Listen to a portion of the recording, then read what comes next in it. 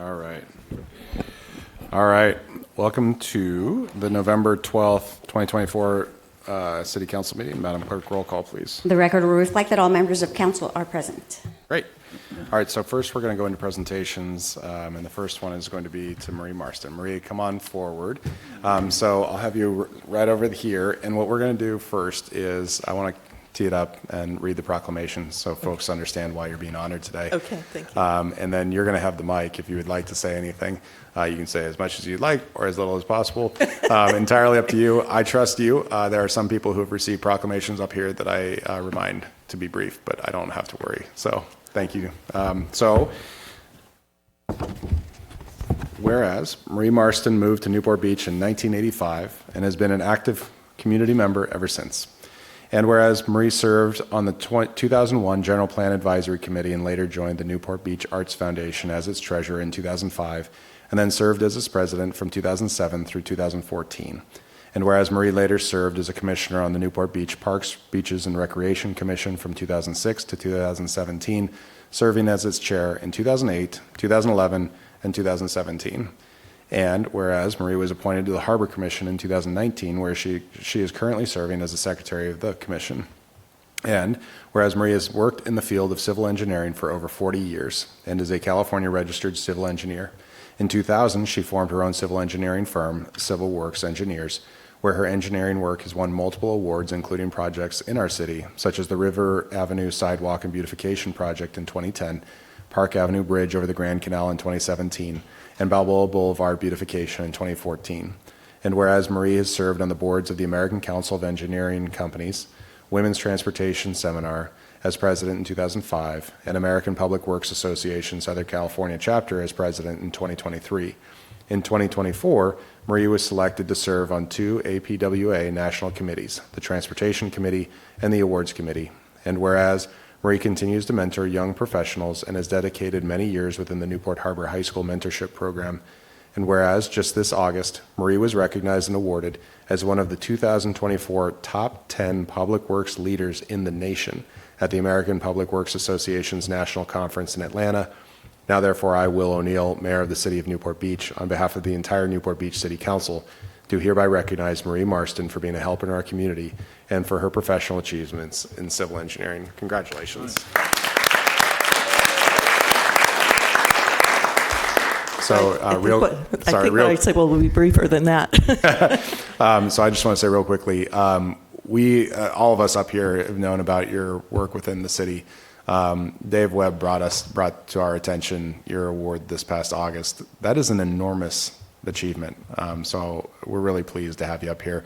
Real quick, before I have you speak, I'm also going to have Councilmember Grant go ahead. I just wanted to say a personal congratulations to Marie. She and I go way back, almost more than 20 years, actually, probably about 25 years. We've served on a lot of committees and other events and things together, and it's always been a great pleasure to have you not only as a colleague but as a friend. And you really are truly what we would call like the heartbeat of Newport Beach. You're a very quiet, diligent person who I think we can all admire. So thank you so much for not only being a colleague but being a good friend. Thank you. All right, last question. Is that the award from August? Yes. Okay, so we actually have this video recorded, and I'm kind of curious, can you like hold it and show people who are watching, because that's pretty cool. And then when we take a picture, there you go, look at that. When we take a picture, over there. Yeah, we don't have any cameras that are over there. Perfect. That's cool. Look at that. All right. And this pin too. There you go. Top 10 liter pin. Amazing. All right. Mike is yours. All right, thank you. Good afternoon. Thank you very much for honoring me. It's a big recognition nationally and locally. It's caused me to reflect on the last 40 years of my career. And when looking at my resume, I realized that I've done over 400 projects for over 60 public agencies. Of course, Newport Beach is one of them. They're my favorite one that I've worked for.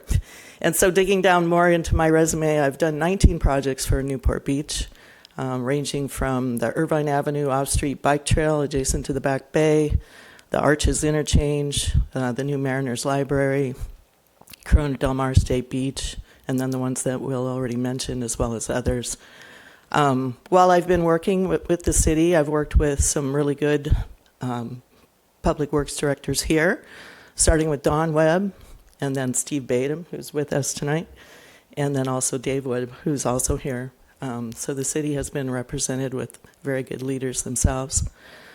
So again, thank you for this recognition. It's not very often that public works professionals and engineers get honored, so it's very humbling.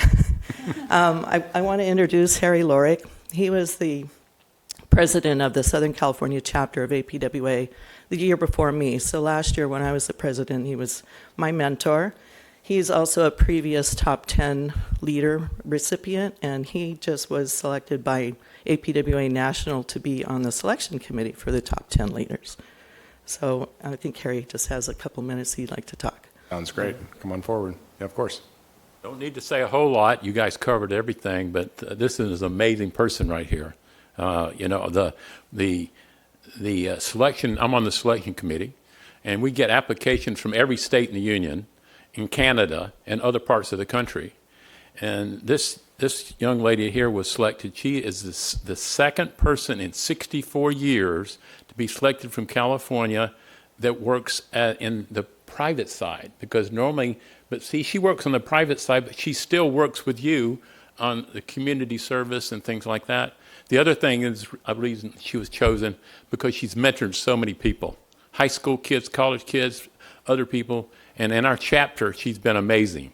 So she is a top 10 leader, and there's no question. I mean, I'm reviewing these applications. I have to be careful, but because I keep reviewing these. But we get 60 or 70 of those applications, and there's a review before that review.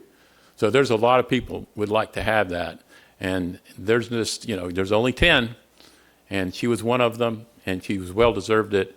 She's got the technical background, but the best thing she has is that she helped people.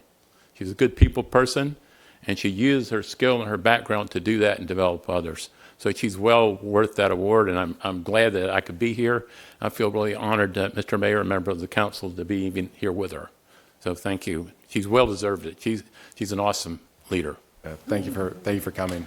So Marie, we're going to go ahead and take a picture right over there.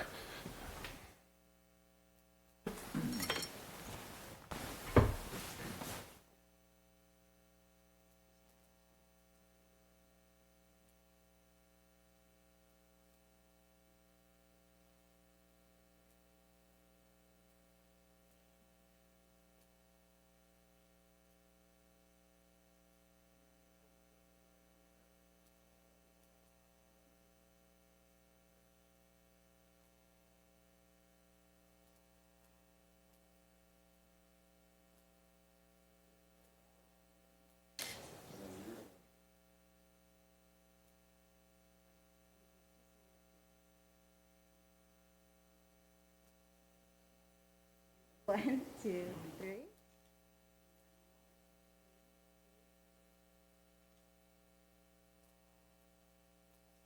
That looks good.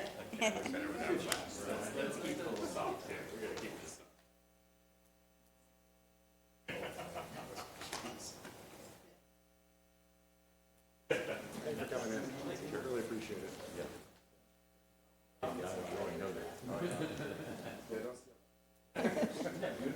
It is.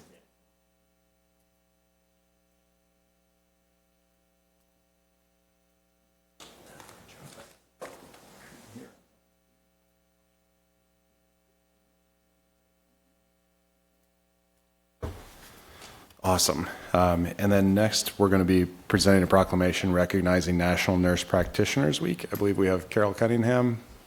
Awesome. So what I'm going to do is the same thing. I'm going to go ahead and read the proclamation, and then the mic will be yours. Whereas nurse practitioners have served a critical role as trusted healthcare providers for decades, and whereas NPs work to expand healthcare access in communities across our state, promote health equity and care, and improve health outcomes for all, and whereas patients depend on the more than 385,000 licensed NPs in the United States to diagnose, manage, and treat their chronic and acute healthcare conditions, and whereas NPs provide high-quality primary, acute, and specialty healthcare services while emphasizing health promotion, disease prevention, health education, and counseling, partnering with patients to improve their health. And whereas the confidence that patients have in NP-delivered healthcare is evidenced by the more than 1 billion visits made annually to NPs across the country. And whereas NPs serve as the provider of choice for many California residents and play a pivotal role in the health and welfare of our communities, now therefore I, Will O'Neill, Mayor of the City of Newport Beach, on behalf of the entire Newport Beach City Council, do hereby proclaim National Nurse Practitioner Week in Newport Beach from November 10th to 16th in recognition of the countless contributions NPs have made over the past half century and will continue to make on behalf of the health and well-being of the citizens of our state. Thank you for coming in, and Mike is yours. Thank you so much, Mayor O'Neill and council members. I am honored to accept this recognition for Nurse Practitioner Week this week. I'm very honored and appreciate all your support. There are 385,000 nurse practitioners nationally, and in California, 41,000. And we optimize patient-centered care involving the community, inpatient and outpatient. Again, thank you from American Association of Nurse Practitioners. I'm the California State Liaison. Awesome. Thanks so much for coming in. So we'll go ahead and take a picture right over there. Thank you.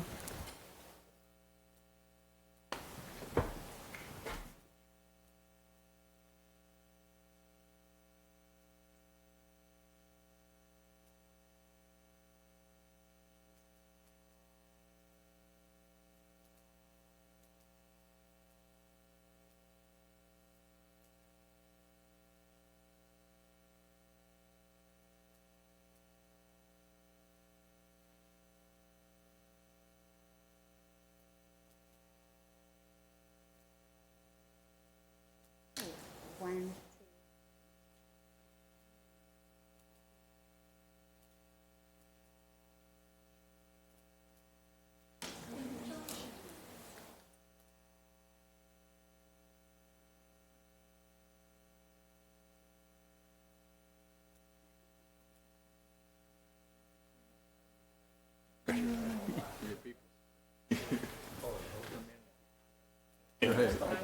You can't walk in dress shoes yet.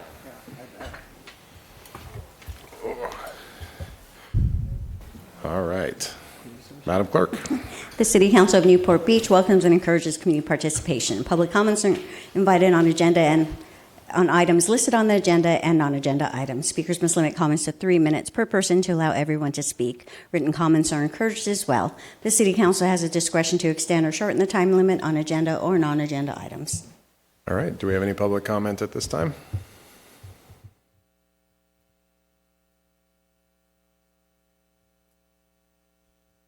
Mayor O'Neill, members of the council, my name is Jim Mosier. Regarding closed session item number 1, which is the Lucky Palmer real estate transaction involving public right-of-way, I have lost track of how many times that's been on the closed session agenda. So I would just suggest, in the interest of transparency, at some point maybe explain to the public what this is about, number 1, and number 2, provide an assurance that if you actually ever reach an agreement, that will be coming back for final approval as an actual open session agenda item. And then my second comment is on agenda item Roman numeral 13, matters that council members would like placed on a future agenda, which we otherwise would not have a chance to comment on. Tonight, you're being asked to request that the staff prepare an ordinance limiting the number of calls for service that a specific address can get for police or fire service. And I'm sure the details will be worked out if you actually go ahead with requesting that. But I would point out it seems contradictory to our fire paramedic program that we have been advertising for many years. The key selling point of which is the persons who subscribe to that service are supposed to get unlimited calls. Thank you.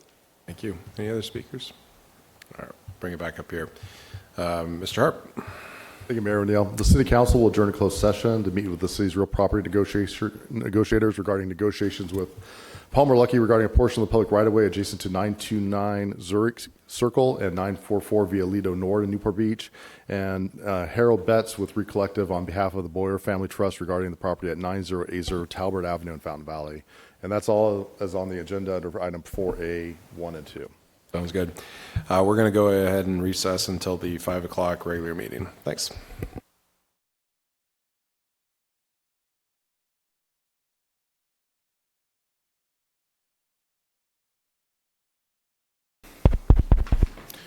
All right. Welcome back to the November 12th, 2024 regular meeting. Mr. City Attorney, do we have any closed session report? Thank you, Mayor O'Neill. There's nothing to report this evening. Madam Clerk, roll call, please. The record will reflect that all members of council are present. All right. Tonight we're going to have the invocation by Dr. Stephen Muller, Vice President, Chief Mission Officer from Concordia University, followed by the Pledge of Allegiance by Councilmember Avery. Good evening. I bring you greetings from Concordia University with thanks for your partnership and your service in this community. Let us pray. Almighty God, giver of all good things, we thank you for the gift of this community, for all who live, work, and serve in this place, for all who provide leadership and help and assistance, for all with a vision for the way that you will work. We give you thanks.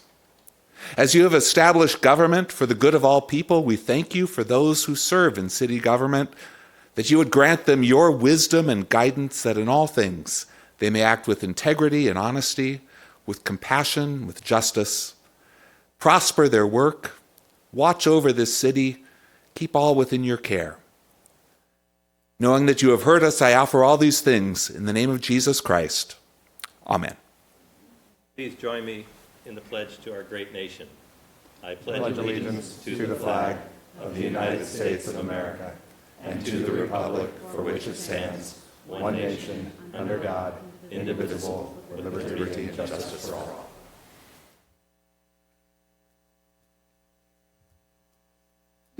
All right, Madam Clerk. The City Council of Newport Beach welcomes and encourages community participation. Public comments are generally limited to 3 minutes per person to allow everyone to speak. Written comments are encouraged as well. The City Council has a discretion to extend or shorten the time limit on agenda or non-agenda items. All right. We'll start with City Council announcements and oral reports from City Council on committee activities. Councilmember Kleiman. Just quickly want to congratulate the graduates of our 11th Newport Beach Foundation Distinguished Citizen Program, as well as Marie Case and Eagle 4 for receiving this year's Citizen and Business Persons of the Year awards. Thank you. Thank you. Councilmember Blom. Nothing to add. Thank you, Mr. Mayor. Councilmember Avery. Along with a few other council members, I attended the beam signing ceremony for the Whitty Lecture Hall, which is just nearby here. And it was great to see the progress of what will be a great addition to the City Hall complex, the Civic Center. Thank you. Thank you. Councilmember Weigand. Nothing. All right. Councilmember Grant. I have a few things. First, I also want to congratulate our Citizen of the Year, Marie Case, and Business People of the Year, including Todd Pickup, Kevin Martin, Joe Moody, Rick Weiner, and Corey Kramer, some of whom I think are here today. I also want to recognize again, for the last time this year, the Newport Beach Film Festival for creating a truly epic 25th anniversary festival for our community to enjoy. The last few nights of the festival were after our last meeting, and it concluded in just, like I said, an epic fashion. And we had another epic city event, thanks to city staff, Sean Levin, and the staff at the Recreation and Senior Services Department, the Halloween Spooktacular. I joined Councilmember Eric Weigand in judging the contest, which was a wonderful community celebration. And I also would like to call out the Arts Commission for creating a new event within the Spooktacular. They provided hundreds of pumpkins for kids to decorate, and they also brought a world-celebrated Disney artist, his name is Jason Yakovetic, to carve pumpkins for us. And I think you can see them up there. They were pretty, I think the word epic is the right word. They were amazing, and they came back to City Hall, and everybody got to enjoy them. So thank you to all involved with that Halloween Spooktacular. And then just wanted to acknowledge the proud moment on Balboa Island as the community came together to create the Legacy Project. There's a video. I don't know, did the video already play, or are you getting it up there? It's a truly fantastic 56-foot mural showcasing the history and rich culture of the beautiful island, and people can learn more about it at parkavenuemural.com. You can see what it looks like. It really fits so wonderfully in the community. It really is organically created and installed, and it's a beautiful amenity on the island. So thank you for that. Great. Mayor Pro Tem? Yeah, I guess under council announcements, I'll announce I got married since last time I saw you guys, so that was cool. Yeah. And then just kudos to city staff, our leaders, our department heads for all the time and energy you put into our most recent Distinguished Citizen program. So like Councilwoman Kleiman said, we graduated the 11th class. So that's, I think, over 350 people now have been through that program. So something incredible. And congrats to definitely Marie Case and the Chamber of Commerce for throwing an incredible Citizen of the Year gala, and Corey Kramer and the rest of the Eagle 4 guys. Congrats on the success and awards. And then I attended the Veterans Day event at Newport Island on Sunday. So it was a really fun event, thanking all those that have served and continue to serve our country. So that's it. Great. I will simply say ditto to most of that. All right. We'll move into matters which council members have asked to be placed on a future agenda, which is a non-discussion item. The item is brought forward by Councilmember Kleiman. Consider adopting an ordinance to define excess calls for service to any one property in a specified time frame and establish a process for reimbursement to the city in order to recover costs, disincentivize overutilization, and reduce overburdening of the city's essential police, fire, and paramedic resources. If you'd like to bring this one back, go ahead and raise your hand. One moment, if you can do that again. I can see. Okay, that would be everyone except for Councilmember Wygan. And the mayor. Oh, and the mayor. Sorry about that. All right, and we'll move into public comments. Excuse me, Madam Clerk. This is the time in which council members may pull items from the consent calendar for discussion. Those are items 1 through 14. Public comments are also invited on consent calendar items. Speakers must limit comments to 3 minutes. Before speaking, please state your name for the record. If any item is removed from the consent calendar by a council member, members of the public are invited to speak on each item for up to 3 minutes per item. All matters listed under consent calendar are considered to be routine and all be enacted by one motion in the form listed below. Council members have received detailed staff reports on each of the items recommending an action. There will be no separate discussion of these items prior to the time the City Council votes on the motion unless members of the City Council request specific items to be discussed and are removed from the consent calendar for separate action. All right. Council members, do you have any items to pull or conflicts to announce? Councilmember Kleiman? I have none. Councilmember Blom?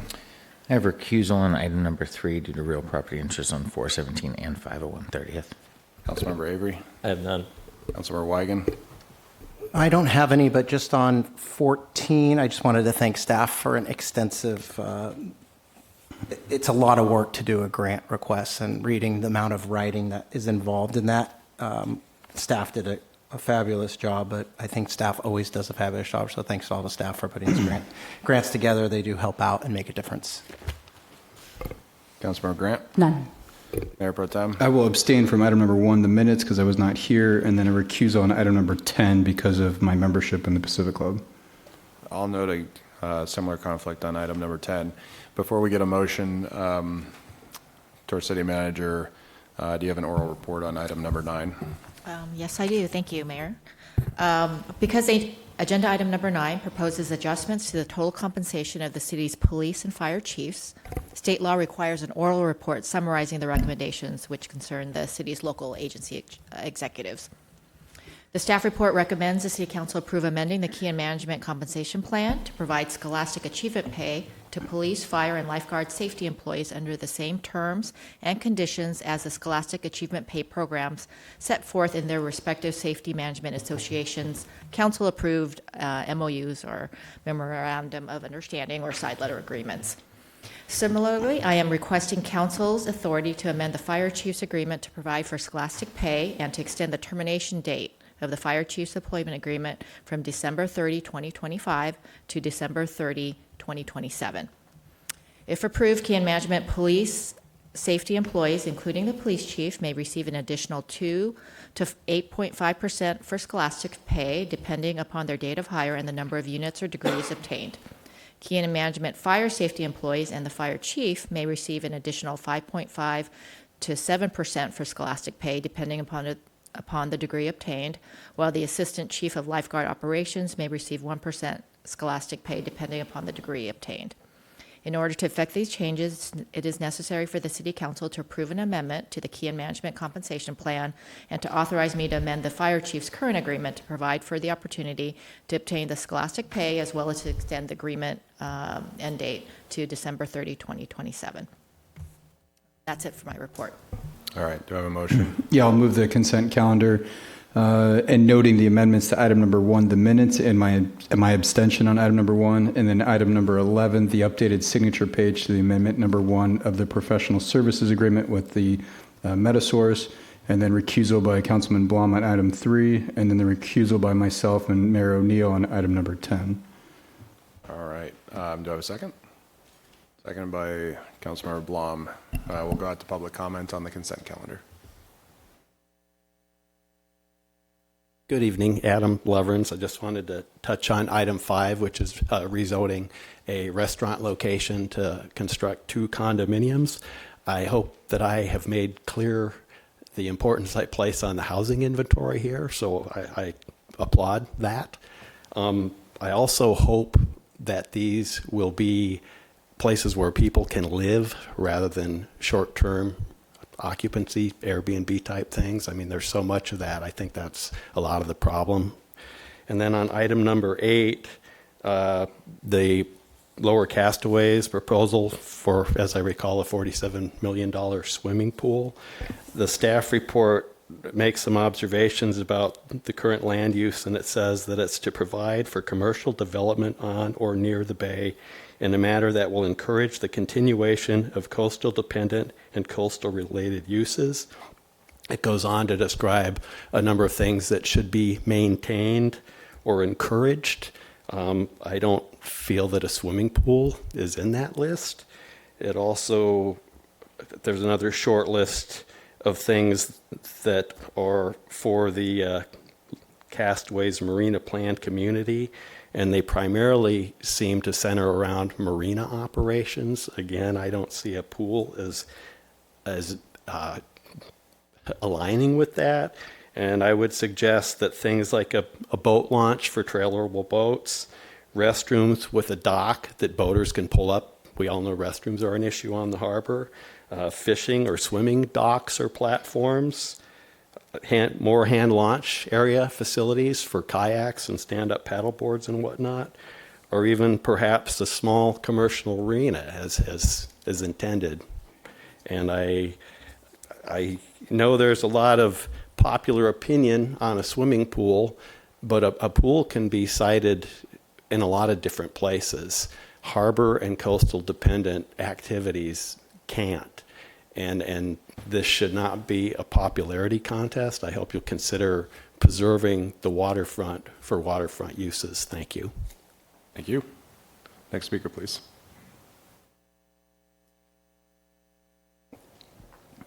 Mayor O'Neill, members of the council, my name is Jim Mosier, and I agree, as I indicated in writing, I think on item number 8, the initiation of land use changes for Lower Castaways, the city staff is going to have to recommend more extensive changes in the land use than they are proposing in that staff report. As Adam just said, the pool use clearly does not seem consistent with the current designation, both in our general plan and, more importantly, in our coastal land use plan. At least some of you may recall the Coastal Commission's frustration with this council, I believe it was, approved coastal development permit for what are going to be called the Ritz-Carlton residences at the Newport Center Marriott, also called the Vea, which was clearly inconsistent with the land use designation in our coastal plan for that property. And in that case, the Coastal Commission had to be content just being frustrated because they did not have appeal authority over that land use decision. However, at Lower Castaways, they will, and I don't think that they are going to accept a use that is clearly inconsistent with the current commercial designation that it has. And the pool is simply not that. And it could be easily changed to a park and recreation use, which is what you're proposing, but you would have to sell the Coastal Commission on that. but the change needs to be initiated for the project to go ahead. Thank you. Thank you. Any other speakers? All right, I'll bring it back. We have a motion and a second. Let's go ahead and vote. Prior to reading the vote, I'll read the ordinance titles for items 3 through 7. Ordinance 2024-25, an ordinance of the City Council of the City of Newport Beach, amending Section 15.2.85, addition of Section 105.3.1.1 of Chapter 15.2, Administrative Code of the Newport Beach Municipal Code to update administrative procedures for the handling of permit deposits and fees associated with waste generated from construction projects having a valuation over $100,000 or that result in the complete demolition of a structure. Ordinance 2024-6, amending Title 21, Local Coastal Program Implementation Plan of the Newport Beach Municipal Code to change the zoning district from commercial neighborhood to 2-unit residential and to amend setback map S2B, Balboa Peninsula, to remove a front setback designation abutting the side property line for the property located at 3014 Balboa Boulevard. Ordinance 2024-27, amending Title 21 to change the development limit specified for Bay Island from 23 dwelling units to a maximum of 25 dwelling units. Ordinance 2024-28, adopting local coastal program implementation amendment LC 2021-3 as modified by the California Coastal Commission to amend Title 21 of the Newport Beach Municipal Code to implement Council Policy K4, reducing the barriers to the creation of housing and new state law requirements relating to accessory dwelling units. Ordinance 2024-29, adopting a local coastal program amendment to change the development limit specified for the Lido House Hotel located at 3300 Newport Boulevard and 475 32nd Street. Councilmember Grant, are you thumbs up? Motion carries unanimously, 7-0. Thank you very much. All right, Madam Clerk. Public comments are invited on non-agenda items generally considered to be within the subject matter jurisdiction of the City Council. Speakers must limit comments to 3 minutes. Before speaking, please state your name for the record. All right, do we have public comments? All right, we do. Mayor O'Neill, members of the council, my name again is Jim Mosier, and I wanted to comment on a ballot measure that was on last Tuesday's election in the city different than ours, but seems relevant to our city. Namely, I wanted to speak about the Yorba Linda housing element proposal that was on their ballot. You will recall that our own housing element originally promised the state that the housing plan was going to be presented to our voters for the vote required by our city charter.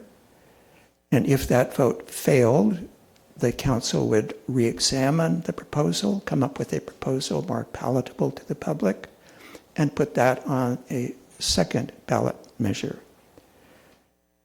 Yorba Linda had a very similar experience and promise in their housing element. And the votes are still being counted. Well, I should mention, last September, I think it was, the council decided to cancel the vote and change the promise to the state on the pretext that a vote by the public on a housing element was precluded by state law. Precluded means not allowed, even though they occur in other cities. I believe the real reason is you didn't trust the public to accept the plan that you had put forward, and expected that they would not only vote that down, but also vote down any retooled proposal that you might put forward. In Yorba Linda, their initial proposal, which they made 2 years ago, was rejected by the voters by a 75% vote. They worked on it for 2 years with more public input, and I appreciate that the mayor thinks Yorba Linda is not the same as Newport Beach, and the votes are still being counted. But as of 5 o'clock this afternoon, Yorba Linda has gone from 75% no on the old proposal to over 90% yes on the new proposal. And I think the moral is City Council should have more trust in their public and the public's ability to understand issues when they're clearly explained to them and when they are modified to reflect the public's wishes. Thank you. Thank you. Next speaker, please. All right, bring it back up here.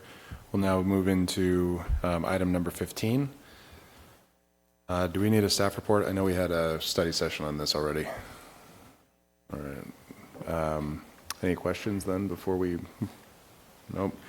Do we have any public comment on item number 15?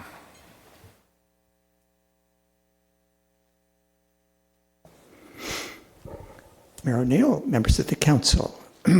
My name, as you may know, is Jim Mosier. I have two comments about this. We learned that the item before you is a development impact fee program proposal. We learned at the study session that the reason you need this is because of your recent approval of changes to our general plan for the housing element and our zoning. Developers no longer need to ask for general plan amendments to put in new residential projects, and therefore will not be subject to requirements for a development agreement that previously covered the infrastructure costs that would be associated with them. And so now we're moving to this new development impact fee program. The question that I don't think has been clearly answered is this will not go into effect until several months from now. Is there a window in which proposals to the city will escape the need for a development agreement because they now don't need to change the general plan, yet the application will be received before this new program goes into effect, so they will not have to pay any impact fees at all? Is there such a window? And then the second comment is not in this program, and the staff report claims is separate from it. We are expecting a lot of new rental units to be developed, I would expect, in response to the new housing element. And renters, I believe, need new parks as much as for sale owned properties, and yet the staff report mentions that our current park in lieu fee, which is not part of the new proposed program, is assessed only on owner-occupied units, or I should say for sale units. They could be rented, but originally they are for sale. So shouldn't the council be considering that we need to assess park in lieu fees on these many new rental units that will be going in, because those renters are going to need parks? Thank you. Thank you. Any other speakers on this item? All right, I'll bring it back. Any discussion? Appreciate the work that went into this. I know that you've reached out to a lot of stakeholders and a lot of discussion on this, finding a pretty good consensus going forward. So I appreciate the effort and work that went into this one. I'll go ahead and make the motion. Excuse me, Councilmember Grant, go ahead. Maybe quickly, just for the benefit of the community, we could have staff address the two questions that were raised by the public. If you'd like, go ahead. Sure. So one of the questions is timing. Is there are applications pending that won't be subject to these fees or DA? And the answer is yes. There are applications that have already been submitted to the city. They are not legally subject to these impact fees, but I'm having conversations. All right, that's it. That's it, Simone. Thank you. That's it. But I am having conversations with the applicants about voluntarily paying these impact fees. So those conversations are continuing.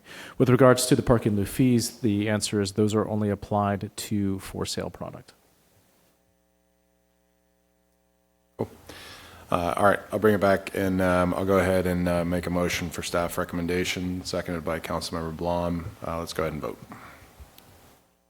Prior to reading the vote, I'll read the ordinance titles for the item, Ordinance 2024-30, an ordinance of the City Council of the City of Newport Beach repealing and replacing Chapter 14.33 Water and Sewer Capital Improvement Fee to the Newport Beach Municipal Code, authorizing collection and development impact fees for water and sewer service facilities. Ordinance 2024-31, adding Chapter 15.43 Recreation Facilities Improvement Fee to the Newport Beach Municipal Code, authorizing collection and development impact fees for recreation facilities, and Ordinance 2024-32, adding Chapter 15.44, Public Safety Development Impact Fee to the Newport Beach Municipal Code, authorizing collection of development impact fees for police and fire service facilities. The motion carries unanimously 7-0. All right. Moving to item number 16.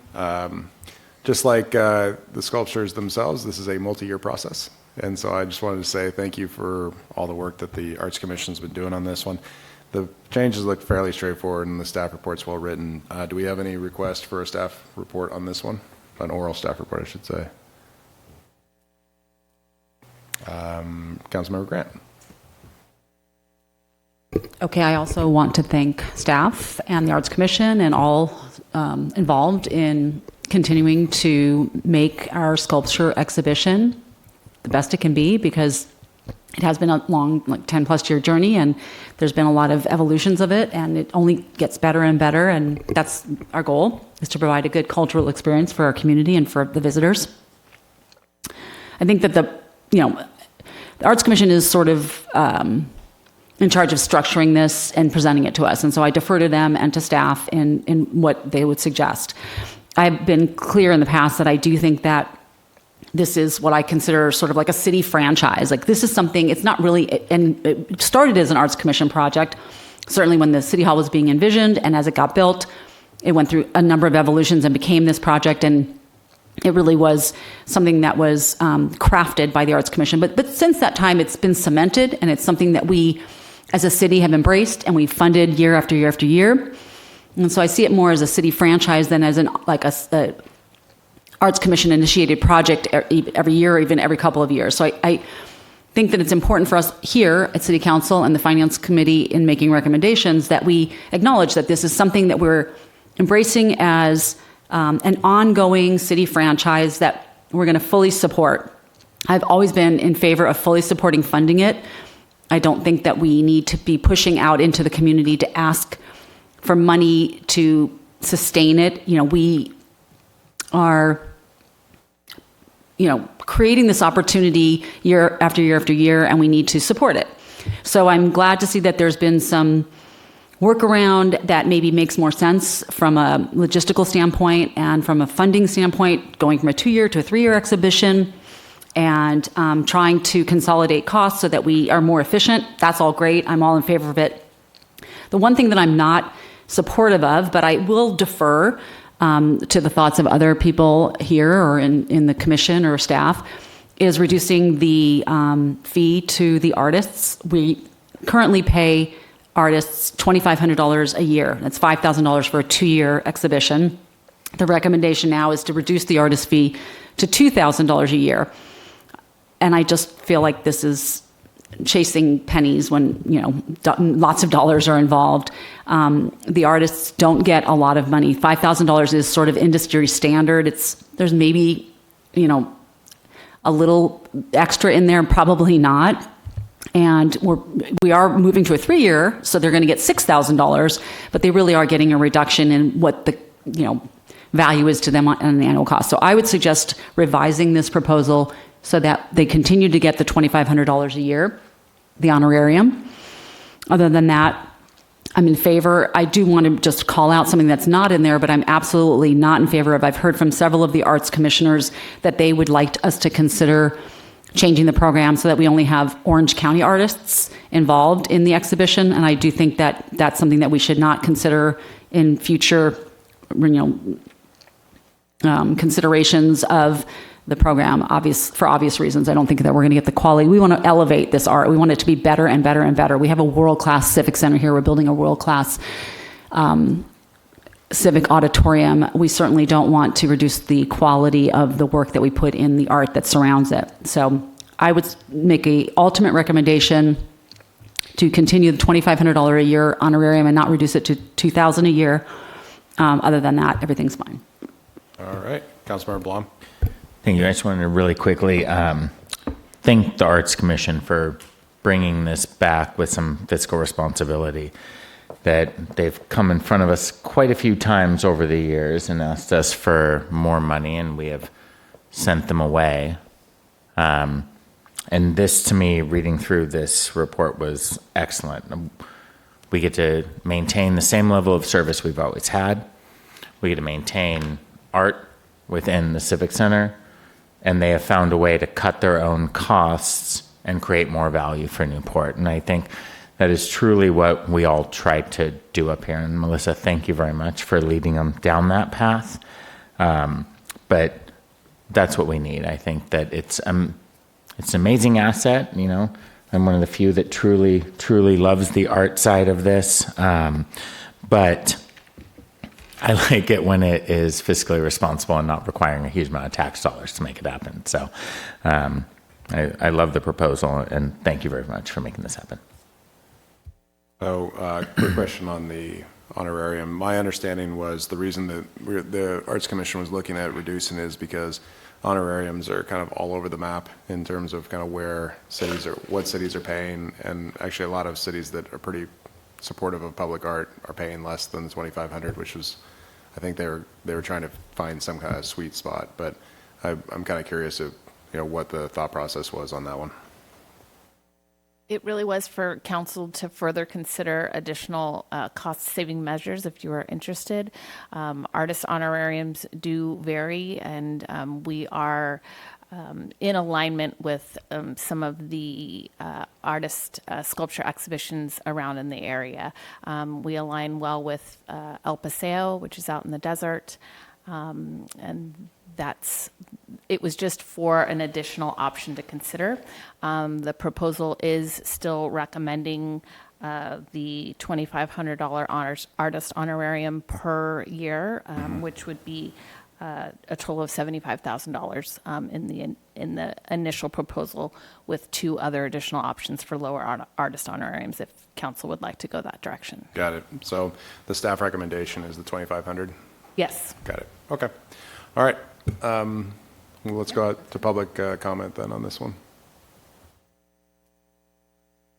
All right. We'll bring it back. Councilmember Grant, you want to make the motion? Sure, I'll move staff recommendation. Seconded by the Mayor Pro Tem. Let's go ahead and vote.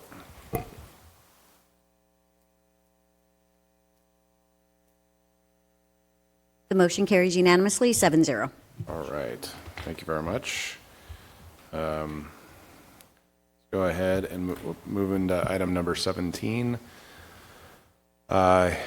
So before asking if there's a staff report, let me just say a couple things. Number one, I really appreciate where we got to on this. As you can tell from the attachment C with all of the different terms, there's a lot of cleanup and just kind of making sure that the core purpose of the advertising not only continues but continues robustly. And then a lot of this is about the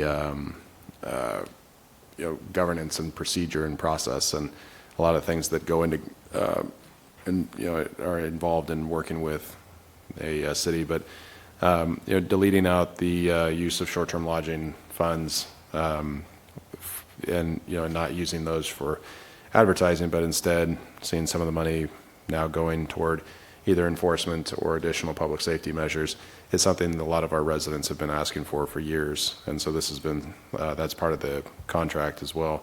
But I can tell you that, I do appreciate the subcommittee that we created, Councilmember Avery, Councilmember Wigand.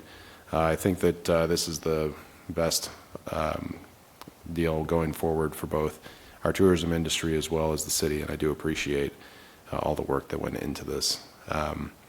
And then do we have a rep from VNB that would like to say anything before asking if we wanted to do a staff report?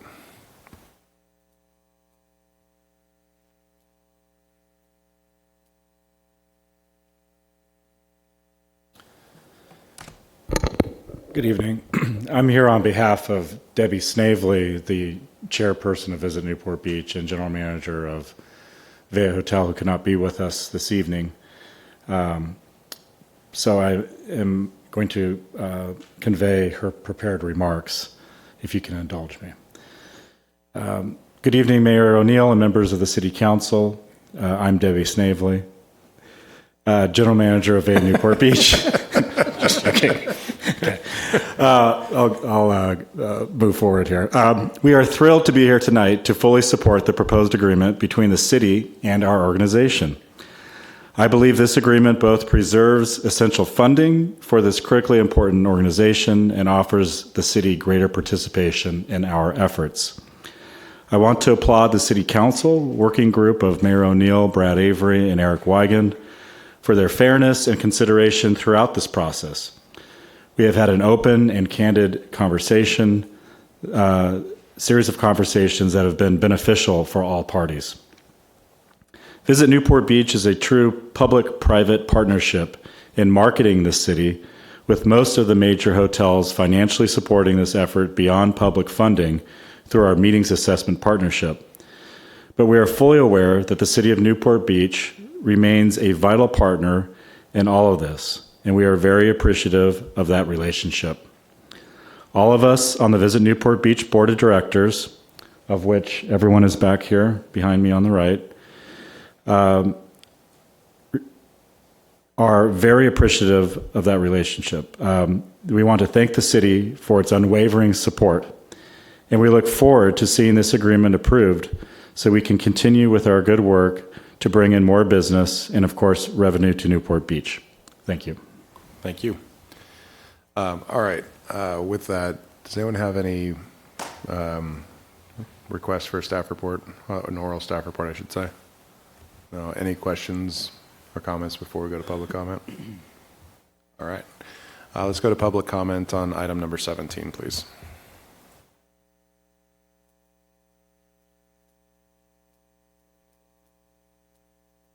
Mayor O'Neill, members of the council, my name again is Jim Mosier.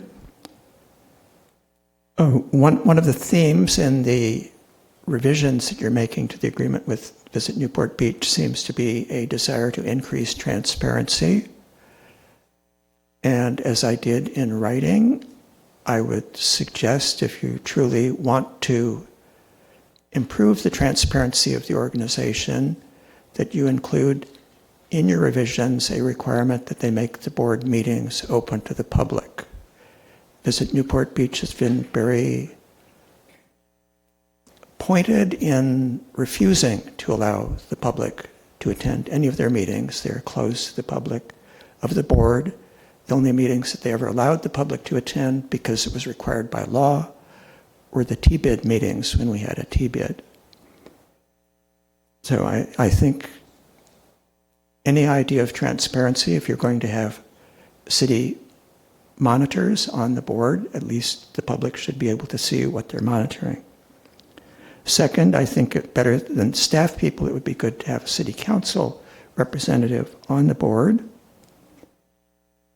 And then my third and final comment is I truly don't understand the claim that these revisions are responding to the public's request that the city retain the transient occupancy tax revenue coming from short-term lodgings, and that Visit Newport Beach stop marketing them. Number one, I don't see a requirement here or even know if it's your intention that they no longer market short-term lodgings or try to promote them. But number two, and more importantly, the revenue that had been siphoned off to Visit Newport Beach from the short-term lodgings was $1.9 million a year. And while the city is nominally retaining that, at the same time you're increasing their share of the money from the hotel, which will not be going to the city. So it's just kind of a shell game, moving the revenue from one pot to another. Visit Newport Beach's share of the transient occupancy tax revenue will be only going down, it appears, by $250,000. So that is not cutting them off from the short-term lodging revenue, that's just replacing it from another source. So I don't really understand that you're responding to the public's wish that that $1.9 million go to the city to defray costs associated with short-term lodgings rather than going to Visit Newport Beach. All but $250,000 of it will continue to go to Visit Newport Beach. Thank you. Thank you. Next speaker, please. Adam Leverins, again, I'd like to read from some of the agenda materials related to this and make observations. It says, under the current agreement, Visit Newport Beach receives 18% of all commercial and residential transit occupancy tax, or TOT, revenues collected by the city. Under the new proposed agreement, the city would retain TOT revenues from short-term lodging to further address impacts and community needs associated with short-term rentals. I commend that. My earlier talk about Airbnbs, you're all familiar with party houses and things like that, so I know revenue directed that way is a good thing. It indicates to Visit Newport Beach is characterized as getting a loss by redirecting those funds to the city's use. And to fix that, the city, or this proposal, has it go from 18% to 23%, which I'm sure you're all familiar with. I'm just reading for people that aren't familiar with it. And it indicates an estimated fiscal year 2025-2026 total of $7.05 million. The previous agenda item, you were all talking, or those of you who spoke, being fiscally conservative and saving money. I've heard fiscally conservative ideals expressed here on a number of occasions. I would suggest trying to make do with a budget of 18%. It's still millions and millions of dollars, and see if it works. And I've had the good fortune in my life to spend lots of time in destination areas, ski resorts, snowmobiling places, lakes, rivers, all sorts of things. And successful advertising campaigns lead to more traffic, more wear and tear on infrastructure, more litter, oftentimes more petty crime. The world knows of Newport Beach, and I'm kind of on my soapbox. I mean, how much of these things do we want? Can't the millions and millions of dollars at 18% of transit occupancy tax perhaps get the same result and try living within means? Thank you. Thank you. Next speaker. Seeing none. Do we have anybody up here who would like to speak? Councilmember Avery.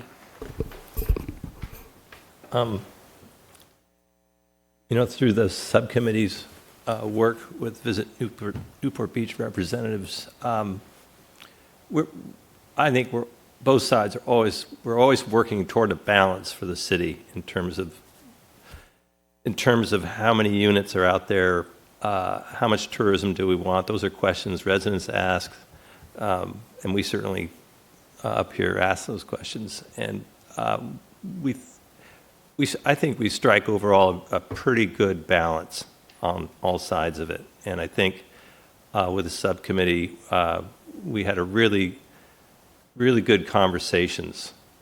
And it's something when you realize we have some people in town that have invested so heavily into invigorating the hotels that are right adjacent to us right now, which have become sort of fantastic properties.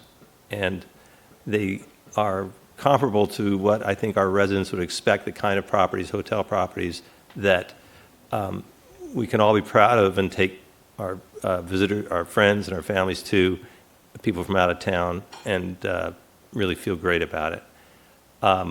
I also think we're very cognizant of the upside and downsides of Airbnbs, and we do need to invest to make sure that residents aren't impacted negatively by an overconcentration of short-term lodging. And we are probably the most impacted city by these units in terms of numbers. And I'm going off council, but I think we could do a little better with less of it and be a little more cautious about who's getting those permits and what we're doing, and being on it in terms of people who own these properties that aren't managing them well, and to the detriment of our citizens. But I will say that I think Visit Newport Beach is an excellent organization, and we're just lucky that we're able to have a really open conversation with the representatives And it turned out really well because I think both sides gave quite a bit. So I think we can all feel pretty good about it because it's something that needed to be done. Jim mentioned transparency, and I think everybody's fine with that. We just needed to kind of bear down and get it a little more open for people to see, and certainly for the council to see. And but otherwise, it turned out really well. And I'm just, being a resident of the city, going back to being a normal resident of the city, I'm pretty excited about the direction we're going in terms of taking care of our tourism and having enough of law enforcement and enough of code enforcement to keep the lid on, which, it's animal spirits in Newport Beach in the summertime and on the weekends. And we just all need to work together to keep it all working at a fine balance. So thank you. Thank you. Councilmember Weigand. Yeah, Brad said a lot of what I was going to say as well, but I'd like to thank Councilmember Avery and Mayor O'Neill for working with me on this subcommittee, and for some of the folks who are in attendance today, Corey and Gary and Debbie. Corey, you're not as cool as Debbie, but but I do look at our tourism industry. I kind of look at our city as like a holy trinity of three entities. You have the tourism industry, but you have our residents and you have our businesses, and everyone benefits from each other. We have such a great city. We do such fabulous work, but it doesn't come at the expense of our sales tax, our TOT, and our property tax. So all those generators help make our city a better place, but our tourism industry helps make our city a better place because they bring people to some of our businesses, and then they spend money in their taxes, and tax dollars get generated from our businesses that are here already. So there's a whole host of beneficial partners in this process. So I want to thank them for helping us work through this. There's a lot of terms on here on the back page of that staff report, and they gave up a lot of things that makes for a more transparent and more just a more sound organization. And I think it works hand in hand with the city. And I think for the next 5 years, we're going to see a lot of benefits come out of what we've done here and put together. So I appreciate Corey and everyone that sat through.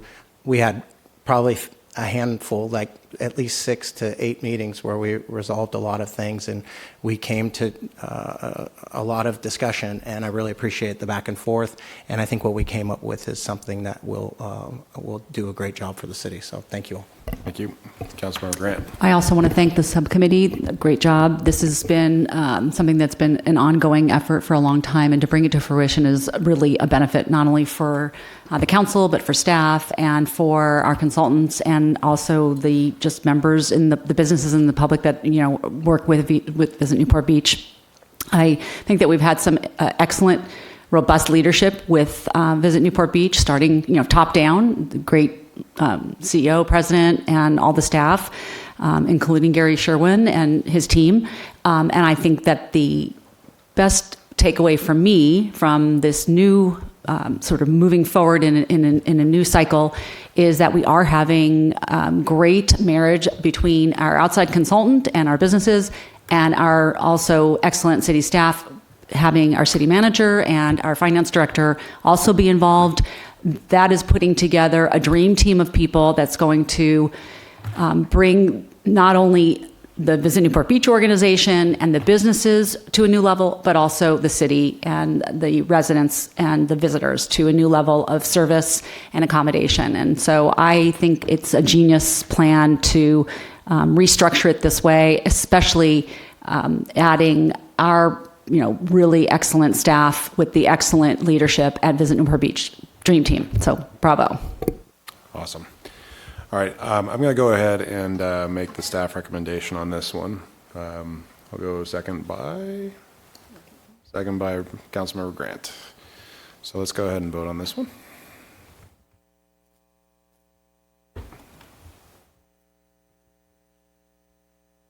The motion carries unanimously, 7-0. Awesome. All right, Madam Clerk. A motion to reconsider the vote on any action taken by the City Council, either this meeting or the previous meeting, may be made only by one of the council members who voted with the prevailing side. All right, do I have any motions for reconsideration? All right, seeing none. Tonight, we're going to be adjourning in memory of both Roger Carlson and Timothy Tamura. Councilmember Weigand, I believe you're going to be... Yes, tonight we adjourn in memory of Roger Carlson, a legend in local sports journalism who recently passed away at the age of 88. Roger served as sports reporter and editor of the Daily Pilot from 1968 to 2003. For decades, he was embedded in our local sports community, earning the trust and respect of athletes and coaches. Roger always sought to write about the positives in the performances of high school athletes rather than the negatives. Roger was a Southern California native and veteran of the United States Marines. He started working for the Daily Pilot part-time as a freelancer in 1964, and in 1968 he became a full-time member of the sports staff. He was named sports editor in 1988, and he held that position until his retirement in 2003.